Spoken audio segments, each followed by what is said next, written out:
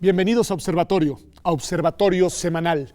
El día de hoy vamos a hablar de la agenda pública del presente, pero también de la agenda pública del futuro inmediato.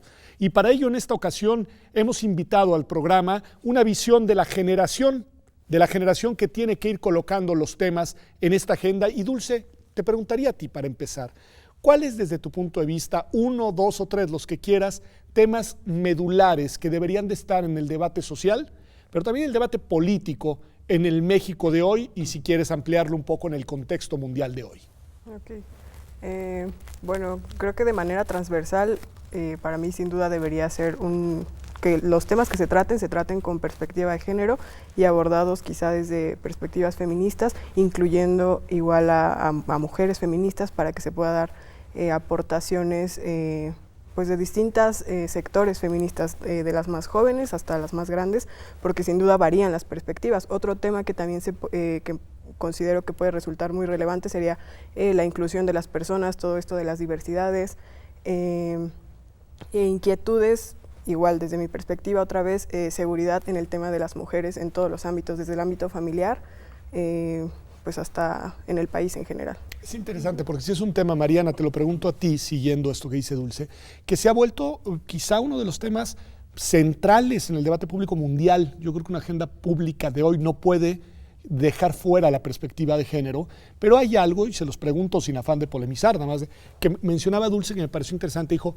las voces de las mujeres feministas. Y te hago a ti la pregunta de si en ese debate también deben de estar presentes las voces de los hombres que se dicen o nos decimos o pretendemos ser feministas o no. Por supuesto que sí debe estar presente, ya que en tema del feminismo hablamos también de la equidad, que es lo que se busca, el principal objetivo. Entonces, al involucrar también a los hombres, se me hace un tema de demasiada relevancia. ¿Por qué? Porque estamos buscando la paridad entre ambos géneros. Entonces, vale cualquier expresión y es evidentemente de mucha importancia. Y es bienvenida. Kevin, tu punto de vista sobre eso, porque tú y yo somos los dos hombres de la mesa. Pues creo que sí es importante participar activamente en la agenda de género, sobre todo en el tema de los procesos de denuncia, de atención a víctimas, y creo que como hombres tenemos la tarea de dejar que las mujeres luchen por sus derechos y no entrometernos ni ser obstáculo que les permita a ellas llegar. Entonces, si ellas nos ven como aliados, bienvenido, y si en su caso ellas no quieren que estemos en el movimiento, es igual bienvenido, es su expresión. O sea, y el liderazgo y la decisión llevan mano ellas. Así es. A ver, cuando nos dice, me sigo en el tema del feminismo que lo colocó Dulce, que me parece importante, como uno de los temas centrales del debate público actual, y mencionó una palabra que me gustaría, si nos ayudas, Valeria, a entender cómo la concibes tú, si es que estás de acuerdo con Dulce, esto de la transversalidad, que dice, tiene que ser transversal este tema a las políticas públicas en general. ¿Qué quiere decir eso? Claro, bueno, como feminismos, no centrándonos únicamente en un feminismo, sino yendo hacia un feminismo interseccional, tomando en cuenta que hay mujeres que también son indígenas, o mujeres niñas, mujeres adultas mayores. Entonces, no podemos generar políticas públicas que solo sean enfocadas en una paridad de género y se queda hasta ahí, sino que tienen que pasar por distintos bloques para lograr efectiva participación de todas las mujeres que justamente se encuentran aún en una situación mayor de especial vulnerabilidad. ¿Algo más?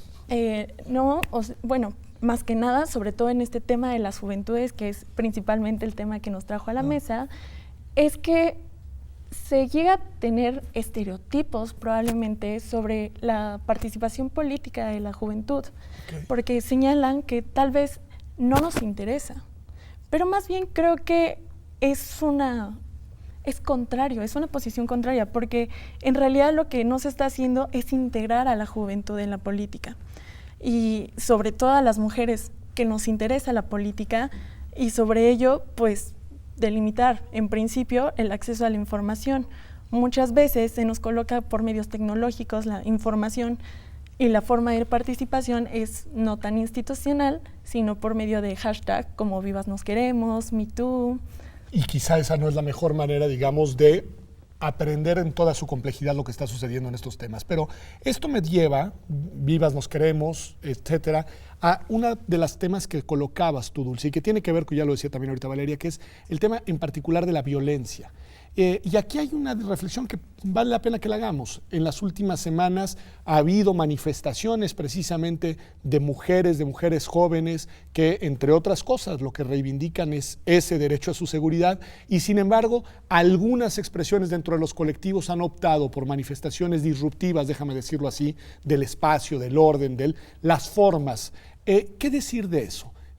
¿Dónde colocar la balanza desde tu punto de vista, Dulce? ¿Está bien o está mal que también hayan esas expresiones más radicalizadas que de alguna manera configuran paradójicamente actos de violencia o no? Bueno, creo que esto se liga mucho con la perspectiva interseccional que señalaba Valeria y más que interseccional, sobre los tipos de feminismos que existen, desde el feminismo más radical que son por ejemplo, en las manifestaciones, los contingentes separatistas, que me parece también muy legítimo que exijan que únicamente se conformen por puras mujeres, hasta los colectivos o los contingentes mixtos, porque representan que la lucha no es solamente de las mujeres, sino que también deben existir aliados. Ajá. Y pues nada, me parece que las distintas perspectivas son muy legítimas todas y se les debe dar cabida a todas. Pero a ver, quiero que se jueguen un poco, porque esa posición es demasiado. Está bien, las distintas perspectivas, las distintas posturas, las distintas concepciones, muy bien. Pero desde el punto de vista de las acciones, te pregunto, Mariana, desde el punto de vista de los actos, ¿está bien que una manera de expresar una posición, me imagino que en este caso más radical, sea, por ejemplo, haciendo pintas y, en fin, afectando mobiliario público, infraestructura, etcétera, o no está bien? Estoy de acuerdo con la manifestación libre y pública, evidentemente es nuestro derecho, pero el dañar el patrimonio público de la nación, eso no estoy de acuerdo, porque hay otras diversas maneras de diálogo, de expresión pacífica, que, o sea, si nos juntamos todas, nos van a escuchar. No tenemos por qué llamar la atención de una manera violenta y con actos vandálicos, que evidentemente son vandálicos. Entonces, de una manera pacífica, siento que todos nos entenderíamos de una manera mejor. Y si no, porque en algunos ámbitos sí nos escuchan todo y lo que quieren que proceda, pero en este momento como que todas dijeron, no, pues es que ya estamos hartos de que no nos escuchen. Uh-huh. Sí, como que fue una radicalización también en aras de llamar la atención de una manera, digamos, más estridente. Exactamente. Entonces, también lo que pasó la última semana, de que incendiaron las puertas de las instituciones. Tampoco estarías a favor. Tampoco estoy y tampoco me imagino mobiliario ni propiedad privada. Mucho menos. Mucho menos, dice. En tu caso, eres una postura frente a eso y ahora a Irving le voy a preguntar sobre derecho a la protesta, pero a ver. Desde mi perspectiva, creo que no es que queremos llamar la atención, sino que simplemente estamos exigiendo algo que se nos niega, que es tan simple como el derecho a la vida. Porque se nos mata a las mujeres y si hay una manifestación así, se divulga y se ve el impacto que tiene. Una cosa es un hashtag en una red social y una cosa es que se vea mismo por las instituciones públicas. Entonces, una vez que estuvo esta manifestación, pues se llamó la atención por aventar diamantina, dando énfasis cuál era la prioridad de la política actual, que salvar a las mujeres de los feminicidios y de toda la cultura patriarcal en la que estamos. Entonces tú sí estarías por ciertas manifestaciones, digamos, más disruptivas. Sí. No, te quedaste igual, en medio. No, de hecho estoy a favor y estoy consciente de que puede llevar complejidades, de que es un gasto mayor. Sin embargo, creo que es necesario de cierta forma, porque si no, no se nos escucha. Hemos exigido por las vías legales y no hay una forma en la que se haya expresado totalmente este apoyo. Es interesante como postura. La pregunta, Irving, tiene que ver con esto, pero tiene que ver con otra forma de hacer política por parte de los jóvenes. Han colocado el tema del feminismo y su transversalidad como un tema fundamental, esta cuestión de la apropiación del espacio público también como un derecho, de las distintas formas de manifestar descontento, preocupación, hartazgo, etcétera.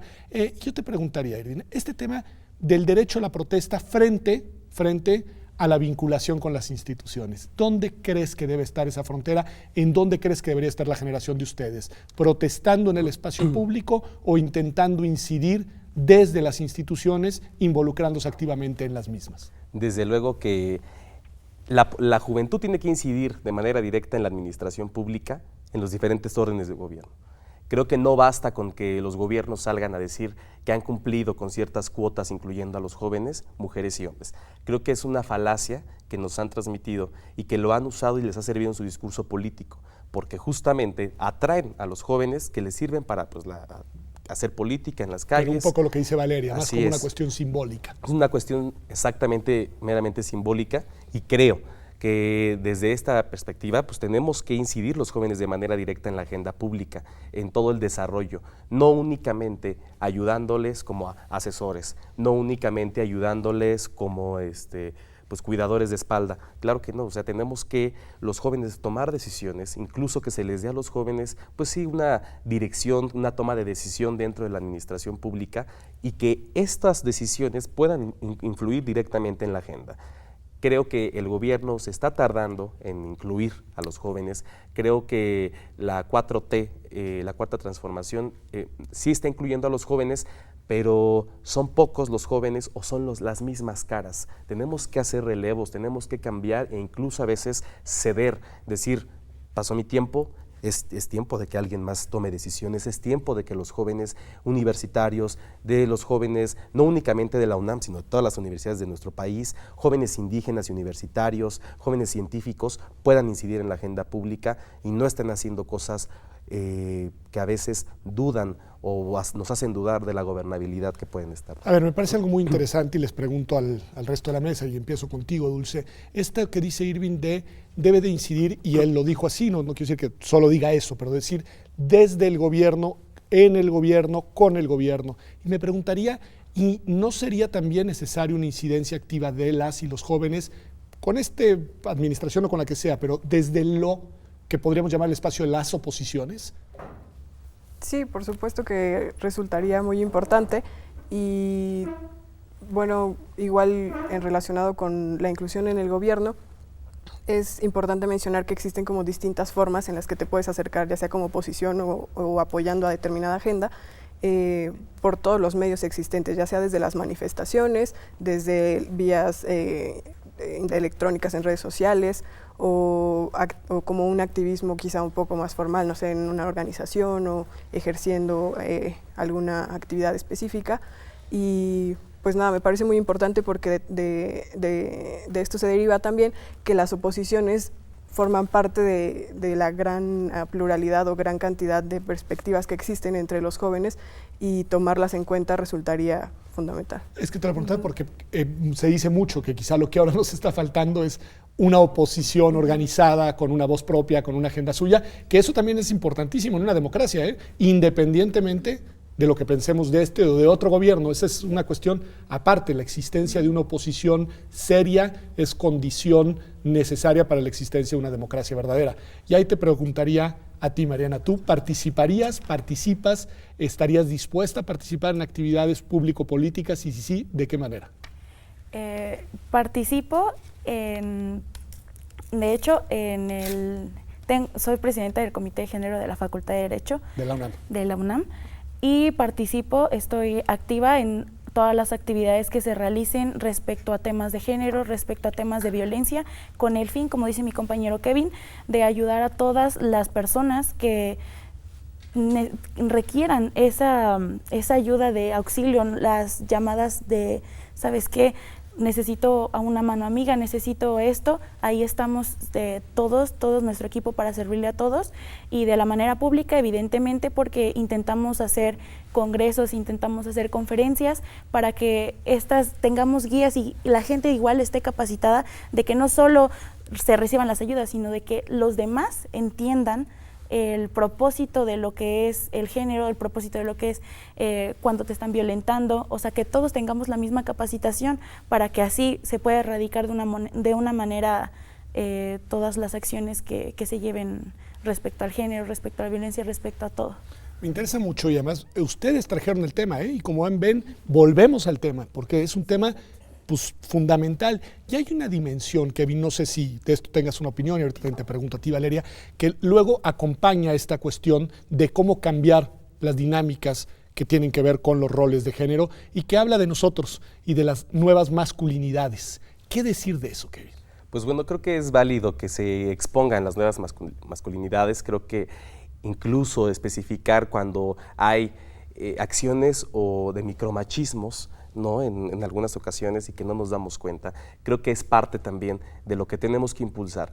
Tener una mirada, una visión en materia de género, tener una agenda que nos permita, en primera instancia, la atención a las víctimas y en segunda instancia, capacitar a aquellos hombres que no se dan cuenta que en algún momento podemos ser violentos y que tenemos que prepararnos, tenemos que tener esa visión a través de programas que nos enseñan las mujeres para que nos puedan decir cuáles son los límites que tenemos que respetar, qué es lo que tenemos que respetar. Entonces, creo que esas expresiones de micromachismos sí han abundado, ¿no? en nuestra sociedad y, bueno, es que sí soy violento, pero así nos llevamos, ¿no? Entonces, todo ese tipo de cosas son las que tenemos que ir eliminando poco a poco para poder caminar hacia una atención de víctimas y poder eliminar y erradicar la violencia de género. ¿Tienes la impresión, Valeria, de que todos estos temas, porque además escucho a Kevin muy empático con esto y demás, tienen más peso en la generación de ustedes que en las generaciones anteriores? Y si sí, ¿por qué?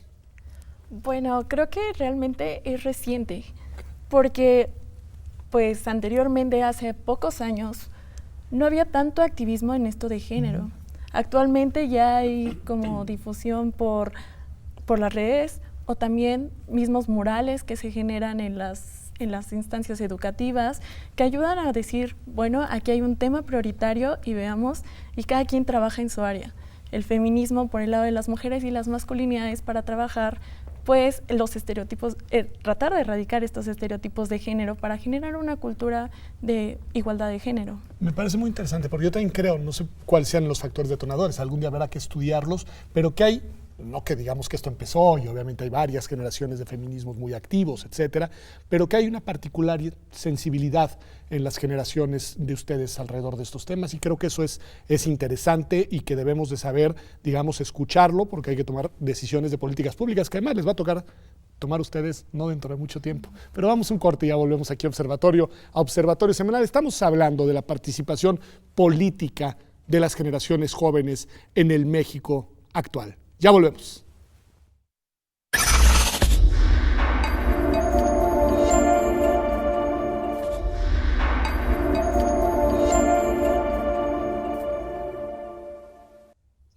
Ya estamos de vuelta aquí en Observatorio Semanal, y estamos hablando de las formas y de los temas que involucran y que convocan a la participación política de los jóvenes, de estas nuevas generaciones para nosotros.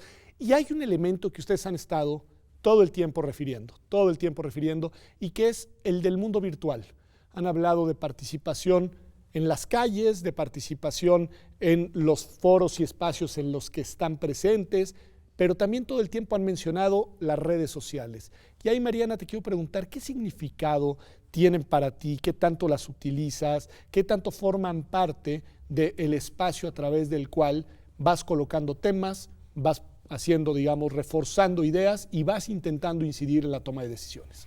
Claro, el tema de redes es, de hecho, un favorito de toda nuestra generación, ya que ahí podemos difundir todo lo que sea referente al tema que queramos que dé un alto rating. Entonces, yo siento que las redes sí son muy importantes, pero hay gente que utiliza las redes de manera pública con el fin de, estoy haciendo esto aquí, véanme, pero no lo aplico. Entonces, de manera de todos, hay muchos igual políticos, o sea, que muchas solo personas. Solo hacen grilla en las redes. Exactamente. Digamos, rápido, y de hecho hay que gente... no tienen un compromiso con una agenda práctica. Hay gente, de hecho, también que piensa que por tener muchos seguidores, por tener muchas historias continuas durante cada un minuto o dos, piensan, o incluso en Instagram hay hasta votaciones que dicen, ¿hago esto o no? ¿Destituimos a él o no? Ok.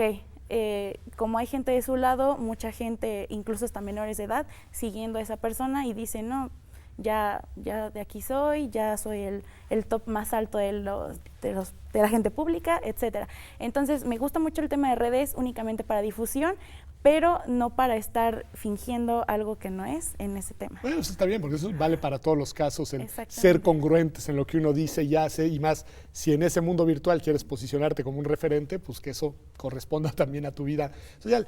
A veces tengo la impresión, Dulce, aclarando que yo soy cero usuario de redes, lo aclaro, pero tengo la impresión de que se vuelve un mundo un poco autorreferente, en el cual, y de esto ya has escrito algunas cosas interesantes, en el cual en realidad uno simplemente escucha, sigue y lo siguen personas que tienen ideas afines a las propias.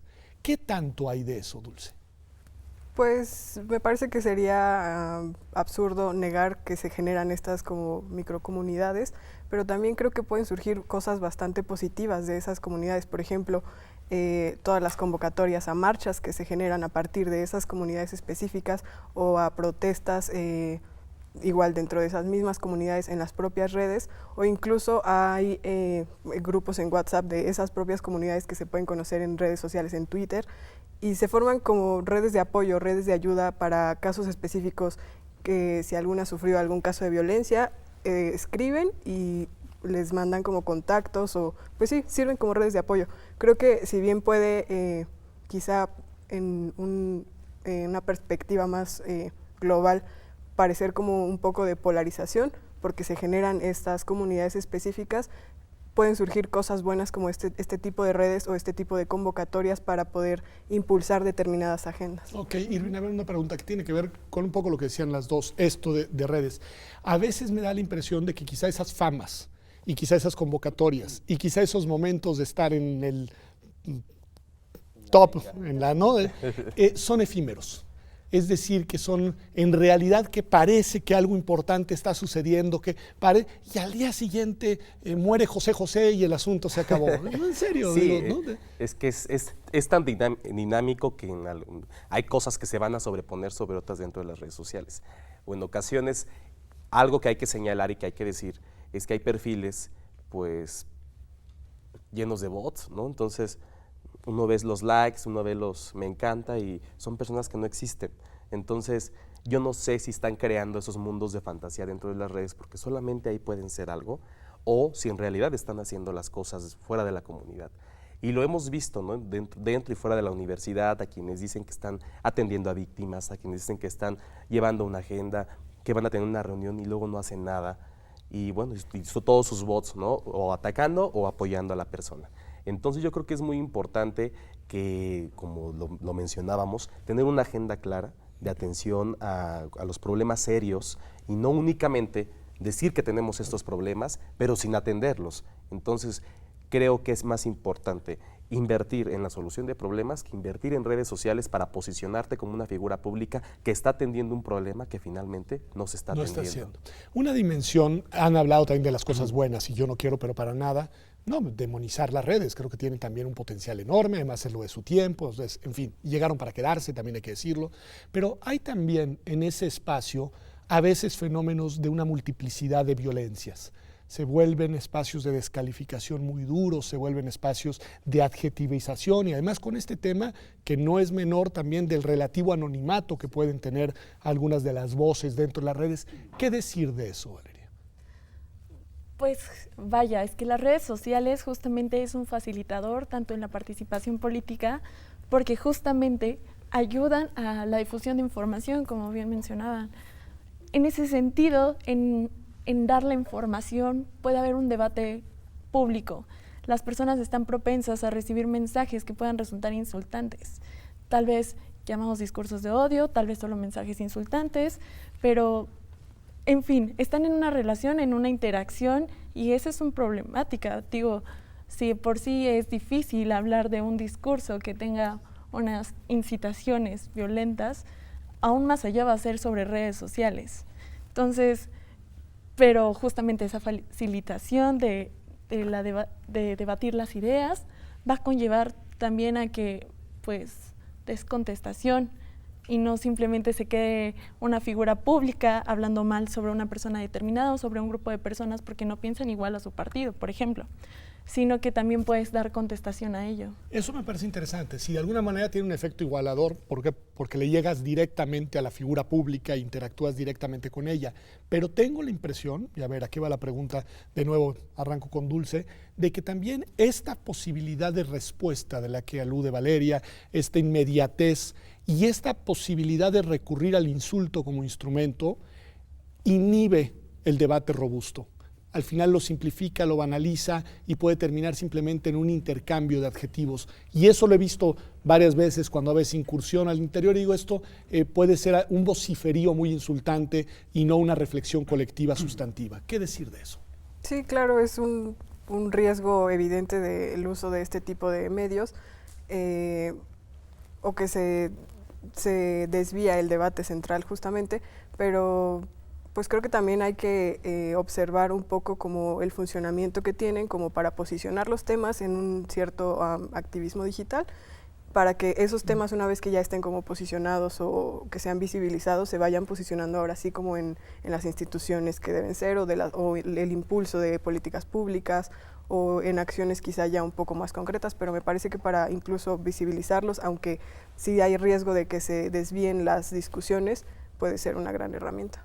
¿Hay algún, Mariana, agente, actor, persona a la que tú sigas especialmente en redes? Y si te dijera, tienes que escoger a tu tuitera favorita, tu tuitero favorito, ¿sabrías quién es?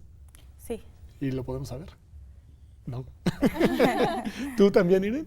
Sí, yo también. Te sabes quién es, así tu referente. Sí, sí, sí. Muy bien, no los quieren promover. Ustedes igual, me imagino, sí tienen claro eso. No los promovemos porque no nos pagan. Primero lo acordamos. No, está muy bien, pero me parece interesante que sí tengan claro quién es alguien, porque me imagino que esa persona con lo que transmite ahí, ustedes sabrán qué es, influye de alguna manera en sus vidas. Y en ese sentido, pues hay también un poder importante de quienes tienen liderazgo en este tipo de redes y a quienes uno, y quizá todavía desde más jóvenes de lo que son ustedes, empiezan a mirar con una cierta admiración porque bueno, pues ahí hay algo también de la construcción de una identidad política propia. Eso no es un parlamento, eso es un foro distinto de debate, del debate de nuestros tiempos o de intercambio de ideas o, como han dicho, de construcción de comunidad. Pero también está el otro espacio, el recinto parlamentario en el que deben de darse los debates públicos, políticos, y que corresponde sobre todo, pero no solo, a los actores políticos electos, a los diputados, senadores, etcétera, diputadas, senadoras, tomar las decisiones a partir del diálogo y la deliberación. Y ustedes han intentado, Irving, y me gustaría que hiciera referencia, hacer un ejercicio de parlamento también, de parlamento de jóvenes, si entiendo bien, con o en el Senado de la República. Y te quiero preguntar por qué, y por qué hacer eso hoy, si ya están todo el día intercambiando opiniones desde sus teléfonos. Creo que es muy importante llegar a la realidad, ¿no? Entonces, es importantísimo crear este tipo de ejercicios legislativos que va enfocado únicamente a la Facultad de Derecho. La presidenta del Comité de Género, a través de todo el equipo que tenemos, se implementó una acción afirmativa, 64 mujeres, 64 hombres, para trabajar temas sobre género y juventud y políticas públicas enfocadas a la juventud.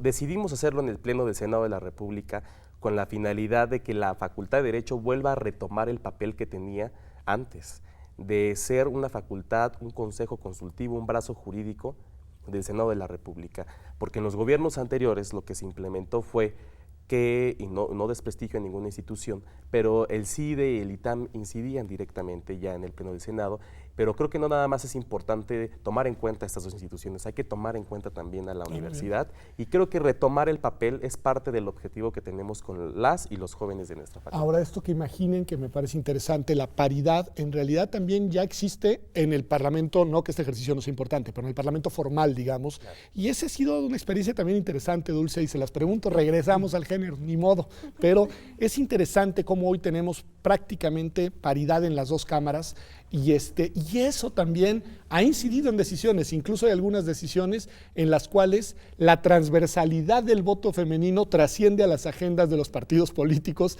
y de sus dirigencias. ¿Qué decir de eso? Sí, claro.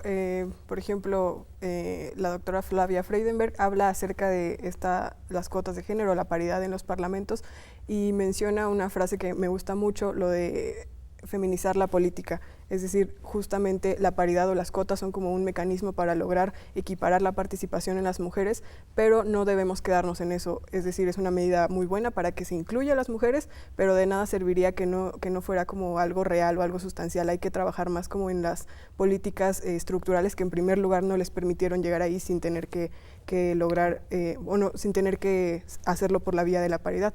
Y, por ejemplo, en la Ciudad de México, en el Congreso, en la Comisión de Igualdad de Género, hay un parlamento de mujeres. Creo que eso también me parece un buen ejercicio porque justamente son puras mujeres decidiendo o proponiendo cosas para que se apliquen de manera transversal en las políticas o en las iniciativas que se van a presentar en el Congreso. No, me parece muy interesante, Valeria. Ahí esa cuestión, si es en el Congreso, como el Congreso de la Ciudad de México, el Congreso Nacional, debería ser la tendencia también en otras instituciones, y aquí estoy trayendo un tema concreto y muy polémico, que es la Suprema Corte de Justicia. Deberíamos de tener una política pública decidida a lograr la paridad entre ministras y ministros. Sí, definitivamente. Sí, definitivamente, con una Sí. sonrisa enorme, sí. Sí, y justamente creo que es en el lado judicial en el que siempre se encuentran un poco más delimitantes o un poco más hacia un género en específico, que siempre es el masculino, porque incluso instituciones que justamente ven sobre constitucionalidades y de derechos humanos, incluso llegan a ser de puros hombres, cuando igual la brecha y el tapiz que no deja a las mujeres seguir adelante, es decir, siguen impactando en estas medidas, en estas tomas de decisiones, no únicamente en legislar. Sino también en la Sí. parte jurisdiccional. ¿Tú estarías de acuerdo también, Mariana, me imagino? Evidentemente siento que tiene que haber un balance para que haya decisión de ambos lados, porque es igual, otra vez, tema de género. Necesitamos paridad en todas las instituciones. ¿Y estás de acuerdo en eso? Estoy totalmente de acuerdo. Lo que vivíamos antes, era las esposas y esposos judiciales, así les llamo yo, pues, eran los que trabajan en el Poder Judicial. Si al esposo ya le tocaba irse como magistrado regional, pues la familia se iba con el esposo. Pero cuando la esposa tenía la oportunidad, tenía que pedirle permiso al esposo. Y a veces no era decisivo por ella misma. Entonces creo que las acciones afirmativas que incluso ya están impulsando ahora en el Poder Judicial van Sí, ya han justo habido concursos a de atacar puras magistradas. de eso puras es cierto. magistradas. Hace unos días el ministro Saldívar publicó la convocatoria y Cierto. hizo referencia al tema. Entonces creo que es muy importante, sí, aplicar acciones afirmativas para tener instituciones y sobre todo los poderes del Estado paritarios, equilibrados, donde haya participación de las dos partes. Hay que decirlo que también el Instituto Nacional Electoral, creo que el Tribunal Electoral, es decir, sí es una tendencia cada vez más a la integración, pero eso supone, y me parece muy bien, que ellas tres tienen más posibilidades de ser ministras que tú, Irving, ¿no importa? No importa, no Me importa. parece muy bien. Es Pues parte. ojalá sean ministras de la Suprema Corte y no dentro de muchísimo tiempo ustedes tres, y también Irving, por supuesto. Muchas gracias, en verdad, a los cuatro por habernos acompañado aquí en Observatorio Semanal. Me parece que es refrescante ver cómo están mirando la vida pública, ver qué iniciativas están emprendiendo, ver de qué manera se están comprometiendo y también de qué manera colocan con insistencia la que creo que es su más sentida preocupación por lo que ustedes me han dicho, que es el tema del género y el tema de la erradicación de todas las formas de violencia, en particular en contra de las personas de la diversidad sexual y de las mujeres. Así que gracias a los cuatro, gracias a usted por habernos acompañado a este programa de Observatorio Semanal. Nos vemos aquí, como todas las semanas, el próximo domingo en TV UNAM.